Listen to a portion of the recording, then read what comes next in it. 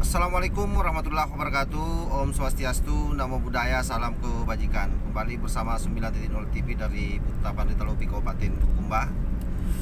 Menarik apa yang ada di pesantren Buntet, di mana pada hari ini secara heroik dilaksanakan kongres pertama daripada Trawali Songo ya, yang bergabung di dalam satu organisasi yang namanya Laskar Sabilillah. Dari beberapa pernyataan yang disampaikan oleh orang-orang yang ada di sana, termasuk di dalam sambutan, saya kira gambarannya cukup jelas bahwa ini adalah merupakan satu agenda besar, tidak saja bicara soal nasab, tetapi juga soal NKRI. Bagaimana negara kesatuan Republik Indonesia itu betul-betul mampu dipertahankan oleh seluruh generasi bangsa, dari para mereka antek-antek, karena boleh jadi ini adalah by design oleh orang-orang yang ada di luar negeri untuk menghancurkan Indonesia dari dalam. Dan menariknya karena kemudian apa yang terjadi hari ini betul-betul para putra-putri terbaik Nusantara ini tersadarkan.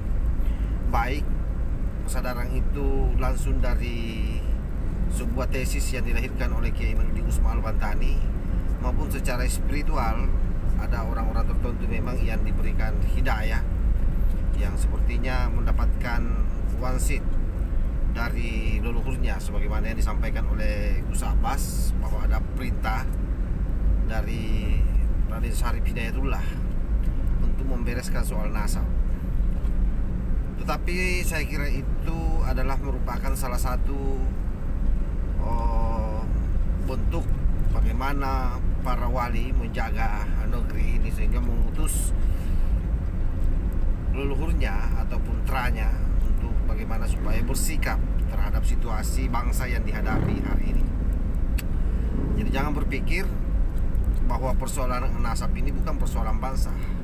Persoalan perusakan nama-nama pahlawan nasional dengan mencangkokkan nama buyut mereka terhadap nama-nama pahlawan nasional kita, ataupun para sultan-sultan Nusantara yang sudah wafat, itu dianggap persoalan biasa. Ini persoalan bangsa, sahabat. Ataupun bagaimana adanya cloning-cloningan makam yang dilakukan oleh Klan Balawi.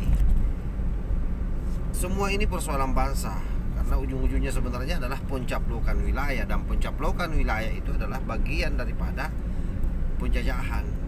Oleh karena itu, satu kemajuan yang luar biasa dilakukan oleh putra-putri Nusantara dengan melakukan semacam kongres seperti ini. Oleh sebab itu kemudian dengan adanya acara semacam ini, saya kira ini sangat luar biasa, menjadi spirit bagi seluruh anak-anak bangsa di Nusantara, terutama di Indonesia ini, bahwa memang pintu masuknya ini adalah diskursus soal nasab, yang saya kira Kiai Haji Usman Al-Bantani sangat wajar kalau banyak yang memberikan sematan kepada beliau sebagai mujadid di abad kedua Nahdlatul Ulama. Dan tentu banyak juga orang yang menantangnya, terutama orang-orang yang tidak senang dengan Kiai Haji Usman Al-Bantani. Tetapi yang paling penting sesungguhnya adalah bagaimana ini bukan sekedar heroisme semata, tetapi substansinya adalah bagaimana menjaga Nahdlatul Ulama, bagaimana kita mengawal NKRI dari orang-orang yang memang selama ini berdasarkan fakta-fakta yang ada melakukan pembegalan, baik itu adalah melakukan pembegalan nasab, melakukan pembegalan sejarah, melakukan pembegalan makam ya. Jadi tiga hal ini menjadi sangat urgen untuk kita sikapi secara bersama-sama. Jangan sampai kemudian 100 tahun yang akan datang kampung kita sudah hilang di peredaran, diambil alih oleh orang. Nah, diambil alih oleh orang dalam tanda petik yang saya maksud itu adalah klaim-klaim bahwa kampung ini adalah kampung saya, karena faktanya ada kuburan nenek saya di sini, padahal itu adalah cloning makam dari beberapa Tra Wali Songo ataupun misalnya dari Tra Kesultanan. Nah itu jelas sekali. Jadi secara pemerintahan, legitimasi pemerintahan, mereka mau ambil alih bahwa negara ini berdiri atas jasa para leluhurnya. Belum lagi misalnya secara spiritual, penyebaran agama misalnya, mereka juga akan mengatakan bahwa yang paling berjasa adalah leluhur saya. Faktanya kuburan-kuburan tua ini menjadi salah satu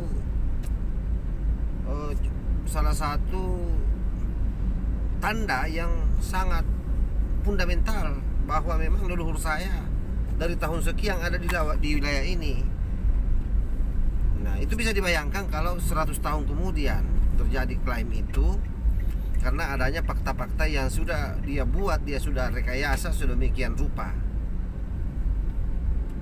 Nah sehingga menjadi satu hal yang sangat menarik bila para Tra Wali Songo ataupun putra putri Nusantara hari ini menyadari itu dan cepat melakukan kanter ataupun misalnya meluruskan hal tersebut, sehingga dalam sejarah selanjutnya generasi kita akan tahu bahwa memang dulu mereka sudah pernah mencoba untuk mengambil alih kita punya wilayah, kita punya daerah, kita punya negara.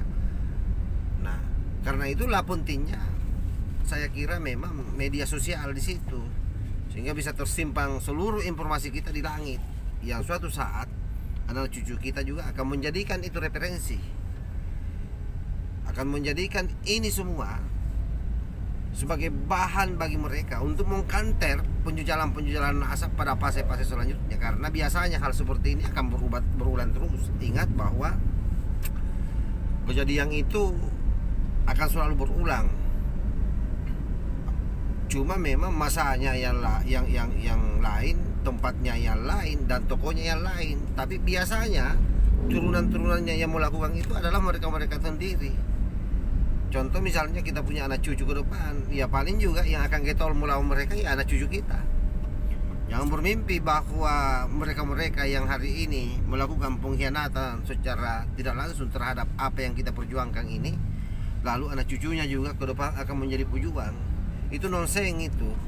Nah biasanya itu daun kayu jatuh tidak jauh dari batangnya atau pohonnya, kecuali ada sungai yang mengalir di bawahnya. Kadang-kadang dihanyutkan, tapi itu sangat jarang terjadi, karena kalaupun hanyut biasanya nyangkut di pinggir-pinggir sungai pada saat ada apa istilahnya, terjungan air di sananya. Nah oleh karena itu apapun yang terjadi hari ini dan seterusnya ke depan terkait soal ilmu nasab ini menjadi bagian terkecil dari isu yang menjadi pintu bagi kita semua untuk bagaimana supaya hal lainnya juga ikut terkawal. Dan itu terbukti kan, nasab. Lalu ternyata setelah kita masuk, oh ternyata ada juga pembegalan sejarah bangsa kita, bahkan sejarah Nahdlatul Ulama, sejarah Jatman. Lalu masuk lagi ada juga ternyata pembegalan makam-makam Suryat Wali Songo, kemudian makam para pejuang kita, makam para sultan-sultan Nusantara. Itu mereka sudah lawikan semua. Nah ini yang sangat berbahaya bagi generasi ini. Oke, jadi kita lanjut ya. Tadi ada gangguan sedikit. Jadi memang pada prinsipnya apa yang kita lakukan ini bukanlah sesuatu atau bukan ujud-ujud ya, tanpa ada bukti, bukan provokasi dan seterusnya. Kita berharap bahwa Laskar Sabilillah ini menjadi salah satu laskar selain daripada Ansor Banser yang menjadi garda terdepan bagaimana mengawal NKRI ini, mengawal ulama, dan betul-betul memperjuangkan bagaimana siar-siar agama ini menjadi sesuatu yang rahmatan lil alamin. Tidak lagi ada ulama-ulama yang mengatasnamakan agama untuk kepentingan perutnya, mengatasnamakan agama untuk kepentingan politiknya, dan itu kan yang selama ini banyak terjadi. Dan tidak bisa dipungkiri bahwa hal itu dipelopori oleh kelompok-kelompok mereka, terutama yang bernaung di bawah bendera Petamburan. Dan saya kira kalau saya mengatakan bahwa di bawah bendera Petamburan, semua sudah paham siapa yang saya maksud. Sebutlah gerakan 212 yang mencoba kemarin itu kan tes sebenarnya, tes ombak sebenarnya. Ketika dia mencoba untuk menggaungkan satu gerakan, ya waktunya negara sigap dan cepat untuk melakukan tindakan yang saya kira tindakan itu sangat konkret dilakukan oleh pemerintah. Bagaimana ormas-ormas itu kemudian menjadi terlarang di negeri ini hari ini. Nah, tetapi sekalipun demikian, anggota-anggotanya itu karena tidak dipidanakan, maka itulah yang hari ini mengundap-undap di bawah tanah, membangun kekuatan yang ribut-ribut di media sosial hari ini, yang pasang-pasang badan terhadap setiap ada terabak lawi misalnya, atau ada kadrun-kadrun khilafah yang mencoba kita kanter. Mereka lah ini yang selama ini melawan kita, dan tidak mengheran kalau itu adalah orang pribumi sendiri. Orang pribumi sendiri yang saya selalu katakan bahwa boleh jadi memang leluhurnya dulu pengkhianat. Makanya dalam tindakan hari ini juga mereka cenderung menjadi antitesa dari kita ini semua yang berupaya keras bagaimana menjaga negara kesatuan Republik Indonesia ini. Ya tentu memang risikonya besar sahabat, berat, besar. Kenapa? Karena bayangkan saja kalau kita bicara Baklawi ini beratus-ratus tahun ini dia sudah melakukan penjajahan nasab, bahwa semua orang, terutama orang-orang pesantren, manut-manut saja selama ini menganggap bahwa mereka adalah cucu Rasulullah Sallallahu Alaihi Wasallam, karena itu menjadi bagian doktrin juga di NU. Lalu tiba-tiba hari ini muncul penelitian Kiai Imad dan kita menjadi garda terdepan untuk bagaimana mensosialisasikan hasil penelitian tersebut. Tentu ini berat, karena bisa saja ada orang yang selama ini ulama-ulama atau kiai-kiai yang istilahnya menyuruh saja kita untuk manut dengan apa yang sudah terjadi selama ini soal bagaimana kita mengakui mereka. Itu boleh jadi kecewa dengan kita ini semua. Nah, tetapi kan itu tidak boleh menggoyahkan kita bahwa hal ini memang akan membuat mereka berbeda pandangan. Tapi saya punya keyakinan suatu saat nanti akan bulat. Mereka akan mengakui apa yang kita lakukan ini sebagai sebuah kebenaran. Nah itu pun kita tidak tahu, jangan sampai di dalam hati mereka juga memberikan pengakuan, sekalipun di mulut misalnya tidak menyampaikan, karena itu menjaga perasaannya, terutama habaib-habaib yang masih melekat di NU. Tetapi kan kita sudah bisa melihat sekelas Habib Lutfi bin Yahya saja, Abah Lutfi bin Yahya saja, siapa yang pernah pikirkan bahwa dia sampai sejarahnya NU, dia penggal-penggal, dia ganti sejarahnya Jatman, pendirian Jatman dia ganti.